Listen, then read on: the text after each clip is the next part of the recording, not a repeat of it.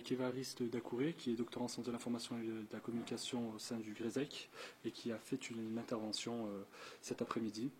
Nous allons lui demander quelques précisions et notamment nous dresser un tableau de son terrain en Afrique.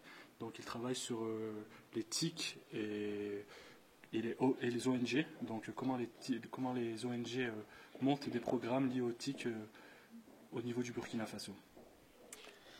Tout d'abord, je vous remercie de l'intérêt que vous accordez justement aux thématiques que j'aborde pour pouvoir en parler et diffuser justement pour une certaine vulgarisation.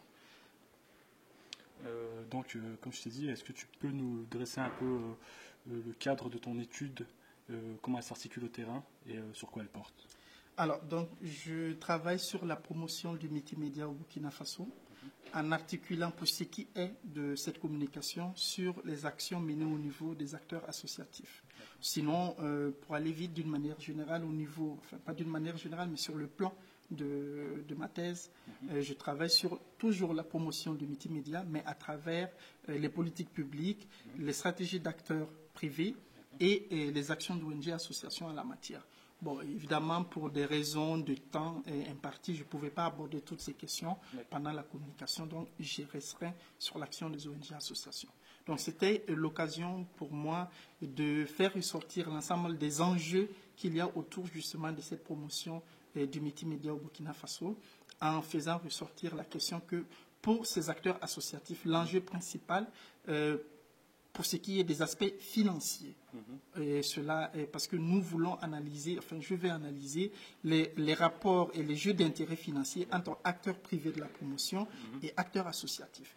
Et sur ce plan, il faut noter que les acteurs associatifs sont très nombreux sur le terrain, pour celles qui travaillent sur le multimédia, au point où justement certains cybercentres privés les accusent d'utiliser justement ces concepts de multimédia, de technologie, ces discours de fracture numérique par volontarisme, disons, avec finalité, dans le but justement d'avoir des intérêts financiers.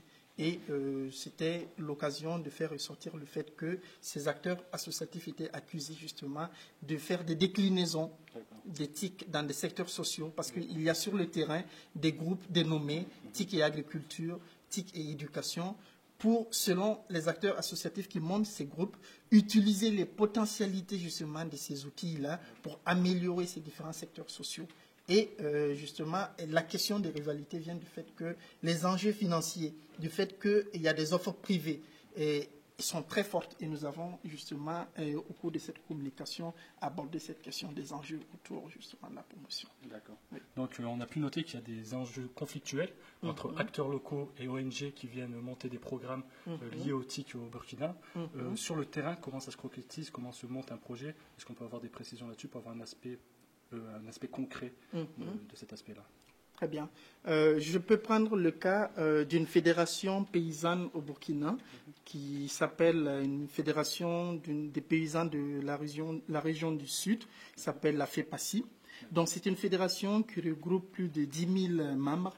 Donc vous voyez, c'est une grosse structure en soi, avec à l'intérieur de petits producteurs qui ont 1 hectare, moins d'1 hectare, qui travaillent avec des outils rudimentaires et des producteurs un peu plus gros. Donc, l'enjeu pour ces acteurs, déjà pour ce qui est de l'utilisation qu'eux-mêmes ils en font, parce qu'il faut se dire qu'au-delà du fait de promouvoir, de permettre aux populations d'avoir accès à ces outils, ils sont avant tout utilisateurs. Et dans le cadre de l'utilisation, pour ce qui est de ce cas précis, ils utilisent différents supports techniques pour justement les formations qu'ils font en matière de techniques agricoles. Par exemple, pour ce qui est de la production des patates. Pour ne prendre que cet exemple, comment est-ce qu'on peut, sur le terrain, utiliser des manières de semer? Donc, ils utilisent des dispositifs techniques en projetant de manière à ce que ce soit plus visuel que l'ancienne technique qui était de parler de manière orale. Il y a aussi des structures comme Sahel Solidarité, qui est une ONG qui utilise des supports techniques également, des supports multimédia pour faire de la sensibilisation en matière d'hygiène et d'hygiène de l'eau. Pour aller vite, le but c'est d'aller parfois dans une école Et autour des élèves de la localité, des écoles primaires, on fait un sketch. Et à travers ce sketch, on évoque les thématiques liées à l'hygiène alimentaire. Et on reprojette. Ce sont des images filmées qui sont projetées par la suite sur écran. Et c'est un support qui permet un échange avec les enfants pour débattre et montrer des clichés, enfin des clichés en termes d'image, pour être précis, pour demander justement aux enfants de manière ludique qu'est-ce qui serait bien de faire à leur avis dans telle situation, dans telle autre situation. Donc c'est un support pédagogique aussi utilisé sur le terrain, en dehors de la question de l'accessibilité que ces acteurs mènent, en dehors de la question de l'accessibilité en sens qu'il y a des dispositifs mis à leur place dans des centres donnés. Donc tu viens de nous préciser en fait que les TIC servent à accompagner certains secteurs d'activité, comme l'agriculture, dans d'autres l'éducation. Au niveau de l'appropriation des TIC par les Burkinabés, est-ce que tu peux nous dresser un schéma global des techniques d'information et de communication, comment ça se passe, Internet, des dispositifs techniques en place dans le pays, le développement en fait des TIC dans le pays? D'accord.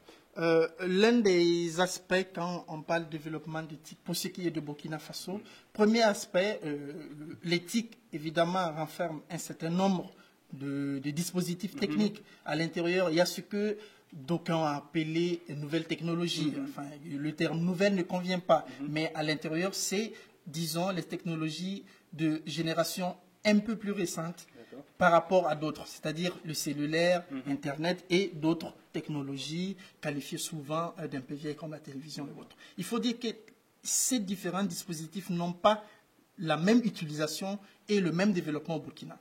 Au Burkina, comme ailleurs, la téléphonie mobile, évidemment, a fait un boom du fait de la culture d'oralité, du fait que c'est un pays, le Burkina, qui manque d'infrastructures, donc beaucoup plus de difficultés de mettre en place des infrastructures fixes. Donc, la plupart, pour ce qui est de la téléphonie mobile, des Burkinabés utilisent la téléphonie mobile et les acteurs privés, les opérateurs privés qui sont sur place ont plus de gros moyens, c'est pour la plupart des acteurs étrangers d'ailleurs, c'est dire que derrière il y a aussi des enjeux financiers. Donc ça c'est la question de l'aspect téléphonie mobile. Pour ce qui est justement d'Internet, il faut dire que la plupart du temps, Internet se trouve dans les villes. Dans les villes, pourquoi? Parce que dans les milieux ruraux et les milieux, je dirais, périurbains, il n'y a pas de cybercentre privé en soi. Parce que ces populations n'ont pas assez de pouvoir d'achat, si je puis dire, pour fréquenter ces lieux. Et c'est dans ce sens, justement, que nous nous sommes intéressés à l'action des associatifs, parce qu'ils ont aussi pour but d'amener ce dispositif, d'amener Internet dans les localités reculées. Et comme ils n'ont pas de moyens, c'est pour cela qu'ils montent des projets pour justement avoir des financements. Et au niveau des pratiques, c'est des pratiques qui sont pratiquement les mêmes que ce que l'on peut rencontrer ailleurs. Des pratiques du chat, des pratiques de la messagerie, éventuellement des pratiques commerciaux, pas par e-banking, ça veut dire on ne peut pas payer en ligne, mais les gens consultent quand même un certain nombre de choses en ligne et se déplacent par la suite pour payer parce que le paiement en ligne n'est pas très développé pour l'instant au Burkina Faso. Ok, on a parlé du rôle du secteur privé. Tu nous as dit qu'il y avait un conflit entre le secteur privé et les ONG. Est-ce que les ONG, finalement, ne remplacent pas l'État, les carences de l'État à justement mettre en place toute cette politique autour des TIC qui est encouragée au niveau mondial? Est-ce qu'ils ne viennent pas se substituer à l'État quelque part? Est-ce que tu as pu le noter dans ton terrain? Oui. Tout à fait. Vous avez tout à fait raison dans la mesure où la position officielle, d'ailleurs, plus ou moins, quand je dis officielle, c'est à travers les écrits, les rapports qui sont publiés, c'est qu'au Burkina, l'État se donne pour rôle de mettre en place un certain nombre de cadres juridiques et réglementaires qui permettent au secteur privé et à d'autres acteurs d'intervenir. Donc, c'est dire qu'effectivement, l'État, même au niveau de la mise en place des infrastructures, parce que dans certains pays développés, notamment des pays industrialisés, c'est l'État parfois qui finance l'équipement lourd et met en place un certain nombre de structures pour favoriser leur développement. Mais au Burkina, l'État ne le fait pas. Donc, oui, au Burkina Faso, il y a quand même une carence de l'État et les ONG justement remplacent plus ou moins l'État et le privé dans ces localités reculées où les populations qui s'y trouvent ont aussi droit à ces technologies. On a souvent tendance à mettre l'accent sur l'analphabétisme de ces populations, mais il faut dire que dans ces localités, il y a des enseignants, il y a des fonctionnaires, il n'y a pas toujours que des analphabètes. On te remercie bien, Évariste, pour cette intervention.